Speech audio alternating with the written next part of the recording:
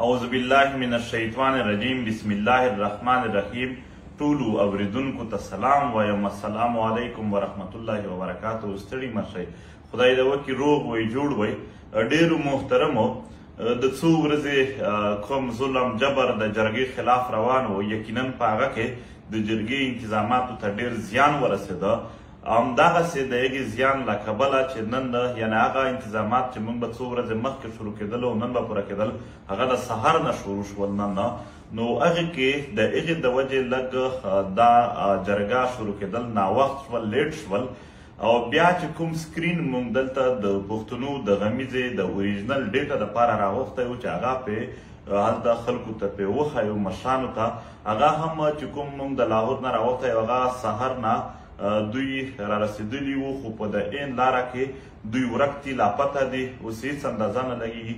بیا چې موږ بل سکرین سیټ کولو، لاوډ سپیکر سیسټم سیټ کولو او دلته مو خیمې او یو هال سیټ کولو، په دې کې ظاهره خبره ده یو څو ساعتونه وو او ولسونه هم په دومره لوی شمېر راورسېدل چې هغه لوی تعداد کې دننه هغه انتظامات کول هم بیا لږ سره سستۍ شکار شول، یعنې هغه اخوا دخوا کول به هم و په دې کې.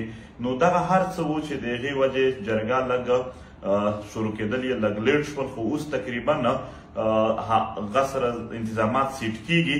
د بېلابېلو سیاسي ګوندونو مشرتابه د دوی وفود را رسېدلي دي، د بېلابېلو سیمو مشران رسېدلي دي. څه په لارې دي، خو څه لارې لا اوس هم بندې دي. خو بیا هم چې څوک را رسېدلي دي هغو ټولو ته دا یو خواست دی چې دوی د واپسې کوشش ونه کړي.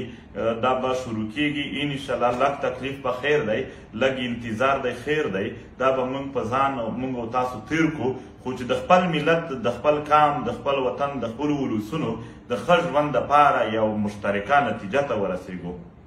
بیا هم زه په دې لیټ کېدلو باندې چې عوامل یې بیخي تاسو ټولو ته معلوم دي بخښنه غواړو او دغه خواست کوو چې خلک ته چې څوک را روان دي هغه دې را رسېږي، او چې څوک را رسېدلي دي دلته اوس انتظامات لګیا دي، د دوی د شپې پورې هم خیمې هر شی سیټینګ لګیا دی.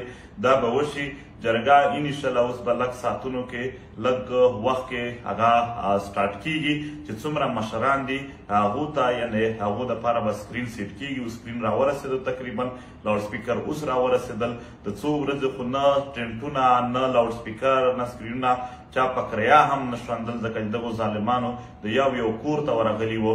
نو هغه ټول سیټینګ چې مونږ کولو، بیا په منځ کې اورونه یو شي بل شي هم دغې باندې لږ ناوختي وشوله.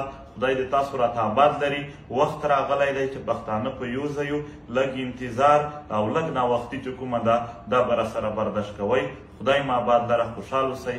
انشاءالله زر تر زره به نن دغه جرګه د ډیټا، د راټولې ډیټا په بنیاد باندې د یو سکرین په شکل کې سټارټ شي، چې سبا نه به بیا د کیمپونو په شکل کې چې د هر سیاسي ګوند د هرې ضلع خپل خپل کیمپونه دي، هلته مشاورت په خپل منځ کې، اتفاق په خپل منځ کې یو خبره، یو مشوره شروع شي او درېیمه ورځ ته به د دغې نتیجې راځي. خدای مو تل آباد لره، خوشحال اوسئ.